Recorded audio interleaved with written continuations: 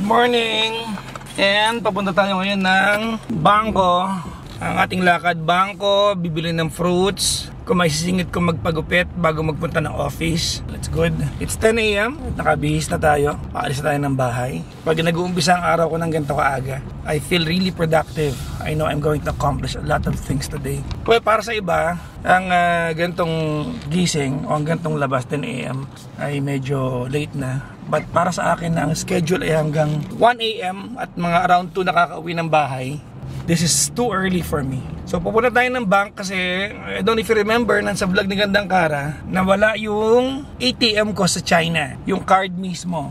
So magpirma tayo ng request for a replacement sa bangko para mag-umpisa na yung 2 linggo. Kasi I think minimum of 2 weeks hanggang 3 weeks bago makuha yung panibagong card because they have to engrave your name onto the card. So medyo matagal kasi ipipila ka nila. Medyo traffic na itong lugar namin ng gantong oras. Puwet ako kagabi kasi pinapanood ko yung news sa gitnang silangan. The war between Israel and Iran and yung intervention ng US into the war. So ang daming conflict na nagaganap sa mundo, di ba? There's also conflict going on between us and China. There's also a conflict between Israel and Gaza. There's a conflict between Russia and Ukraine. And there's a long time war going on in some parts of Africa. So the world is really in chaos. Well, it does not directly affect me or us except for the part na pag naapektuhan sila, umaakyat yung ating oil price. So that's the only time na medyo naapektuhan tayo. But other than that, interested lang talaga ako sa geopolitics. Anyways, today is a brand new day and welcome to my day. I hope you guys are having a wonderful day today or will have a wonderful day today. Samahan niyo ako maghapon sa aking ordinaryong araw at maraming salamat sa panonood ng vlog natin. Thank you very much! So, di ba pinagawa ko kahapon ng kotse na to? And if you've watched my vlog yesterday, pinagawa ko ito. May mga lagutok ako naririnig tsaka mga kalaga gumaganon pag may maliliit na lubak. Na today, in fairness sa gumawa nito, hindi ko na naririnig. So, smooth driving na ako dito ngayon. It can na go back to its bat cave kasi bira ko naman gamitin ito eh. Ginagamit ko lang to once in a while kapag kinakailangan talagang ipahinga ko yung isa. That's the only time. Mas gusto ko yung isang kotse natin. Although this is a muscle car, pero mas gusto ko yung isang kotse natin. Iran's nuclear strikes is monumental. To looking at how the US carried out the attack, to global reaction. Chris Mason will be here to tell us about a phone call that's just happened between Donald Trump and Keir Starmer.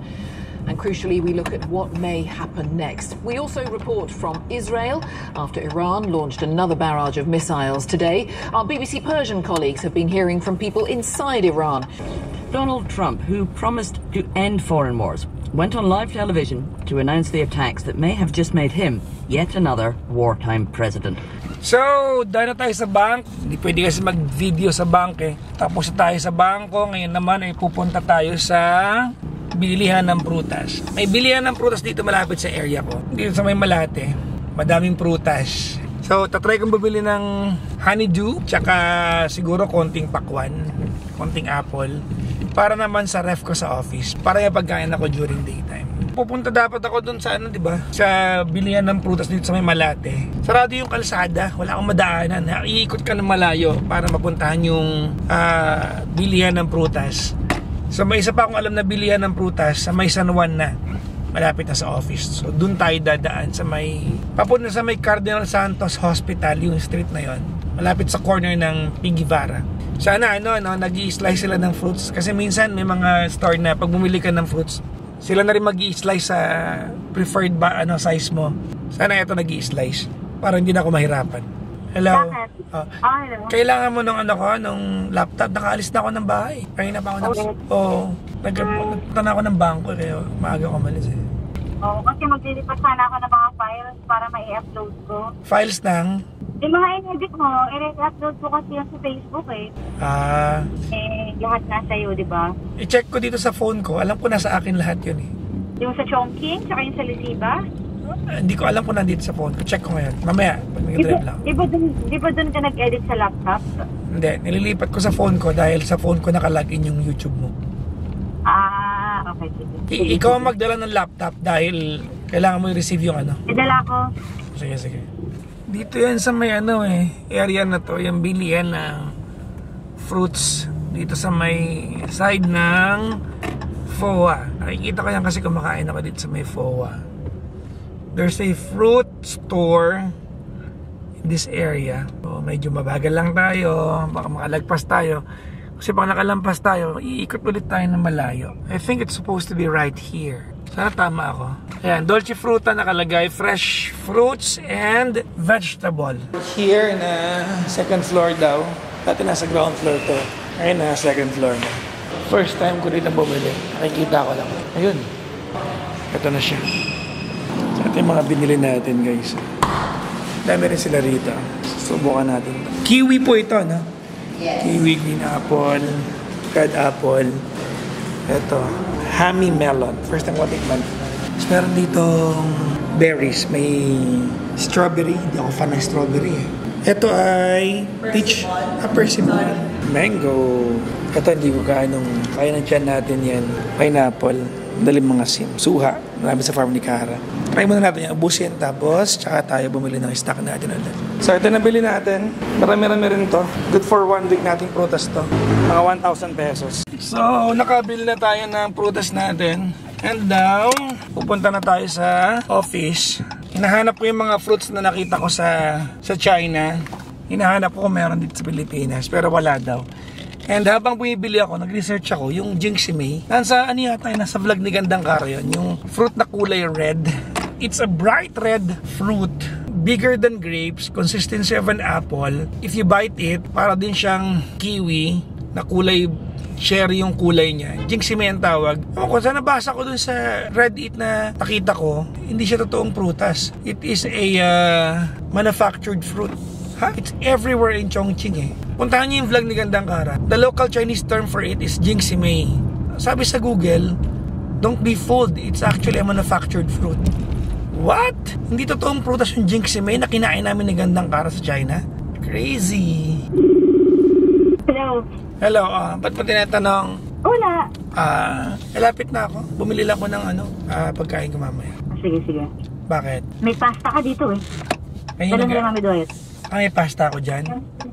Sakto, may pagkain ako mamaya. Dumaan ako ng fruits kasi dito sa may, Piggy Bara.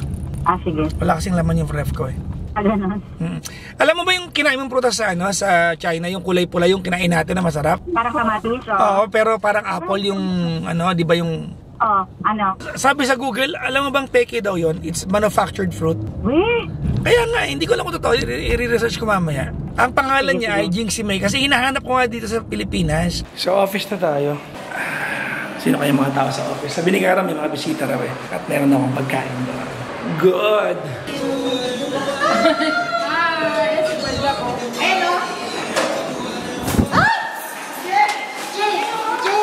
Yes!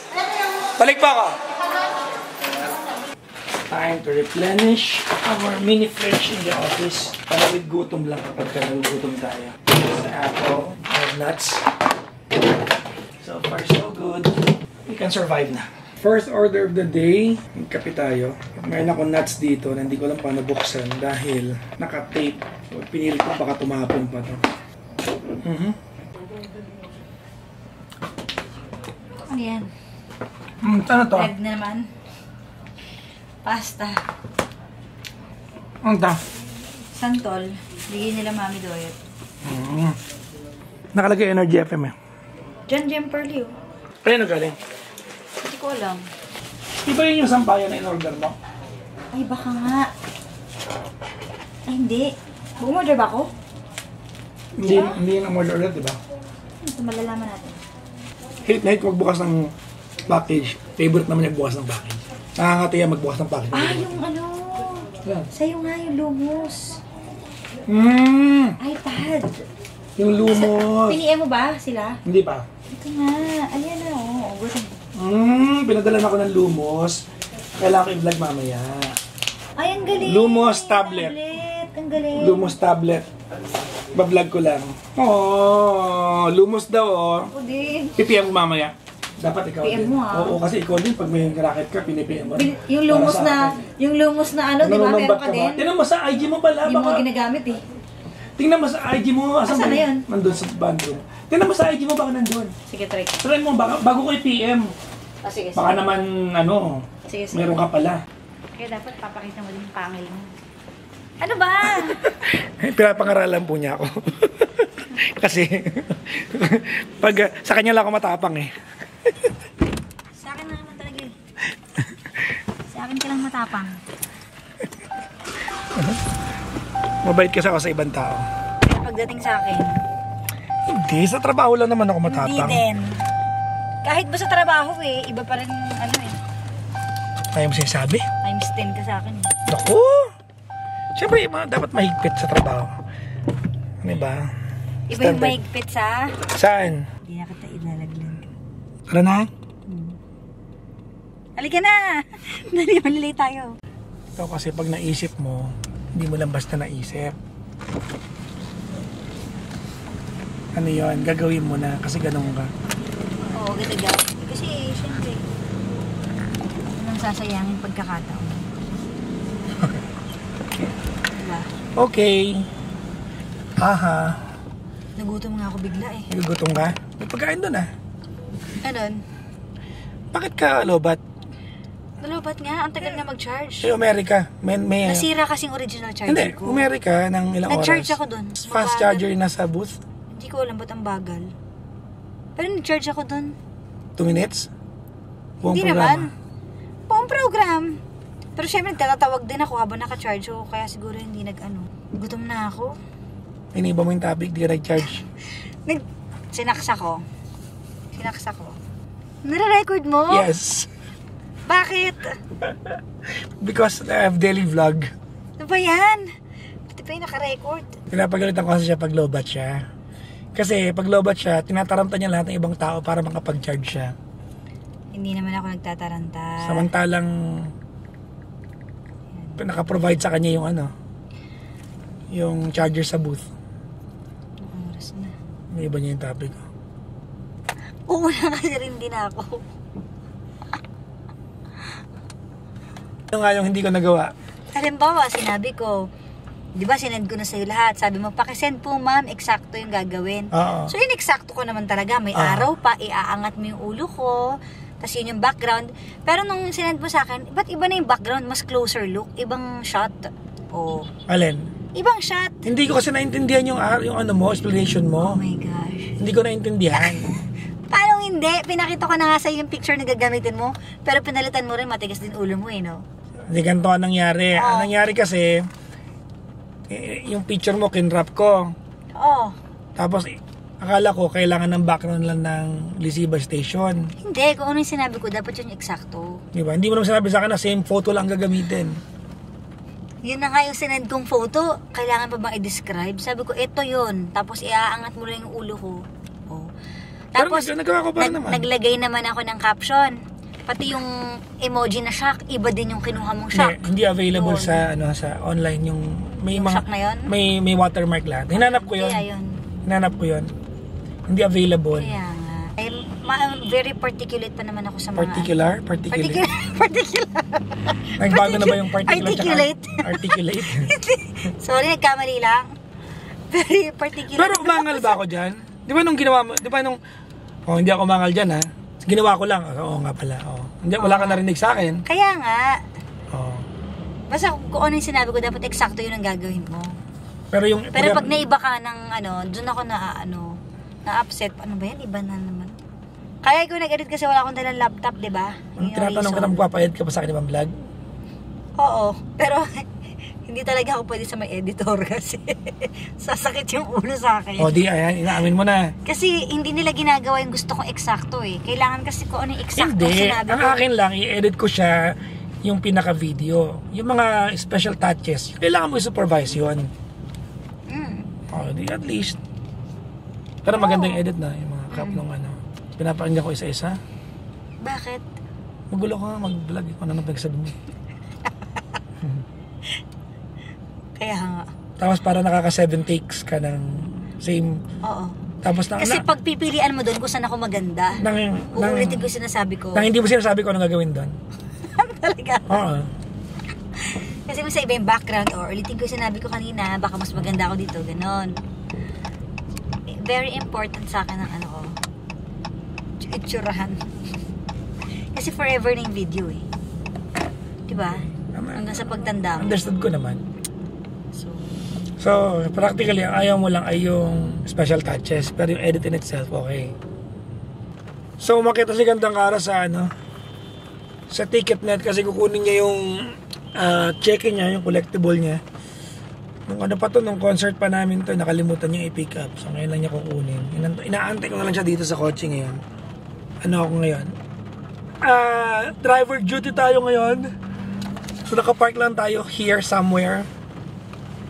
And hopefully abutan niya kasi it's 4:50, buzzer beater. Si Kara kasi sanay sa mga ganito eh, yung saktuhan. Ako hindi ko kaya ng ganito eh. Kailangan ko nung ample time eh. So kung ang pick up ay from say 1 to 5, 2 nandun ako. Siya hindi eh. Ang pick up 1 to 5, 4:50 na ngayon ang oras. So 4:50 ang oras, saka kami pupunta rito. Nai-stress ako sa ganito. Nakuha mo? Oo.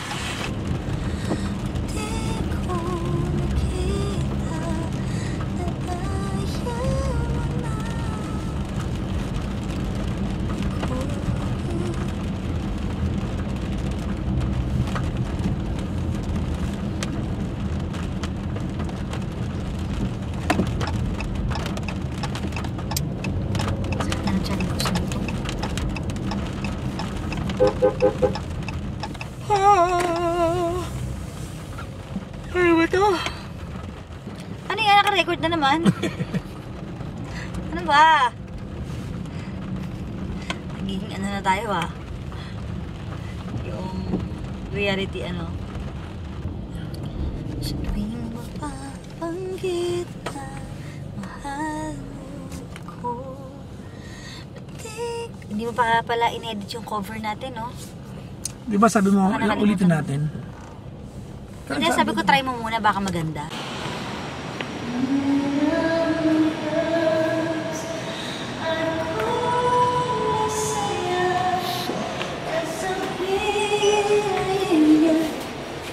Hindi ko na pilit pa ang tanging hiling ko lang sa kanya. I'm back! Let's have our dinner. Sasaluhan daw ako ni Gana. Wala akong drinks actually, kailangan ko yung stock May yan. fruits ka pala eh. May mais ka pa ha? Gusto mo ng fruits? Fruits na makainin mo? Ayoko. Okay. Puka kaya? Sige na, mauna ka na. Sige na.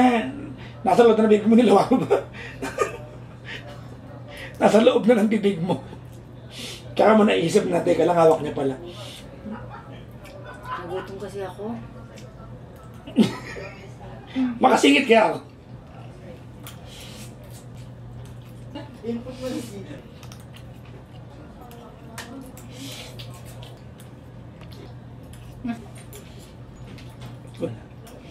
May sasabihin ako. Ano yun? Wow, yung buhok. In fairness. Bagong salon. Oh, yung salon yan. Huwag na ako. Sige. Bye-bye. Bye-bye. Bye-bye. Mauna pa ako nakaalis sa'yo. Ingat. Bye. Bye-bye.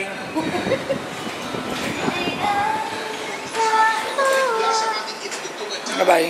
Bye-bye. Kiss pa, kiss, kiss, kiss, kiss. Nagpaalam-alam ako. So, sabay-sabay din sa akin paalis.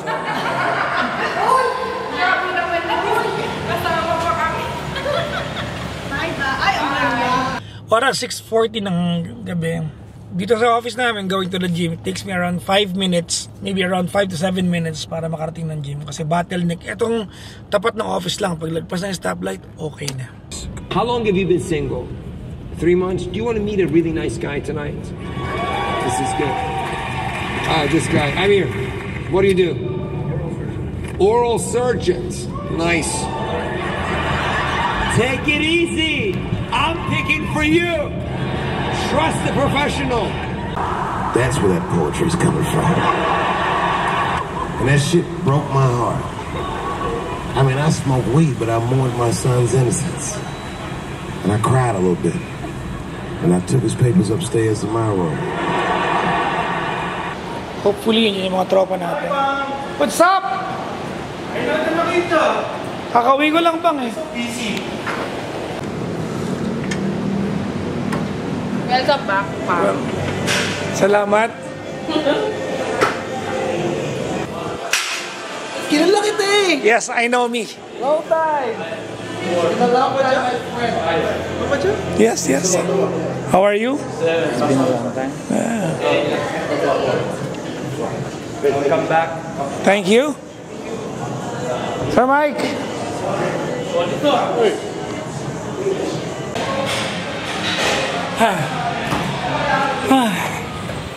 So, real quick, alis na ng gym. It's almost 9 o'clock. Office na tayo. Hello.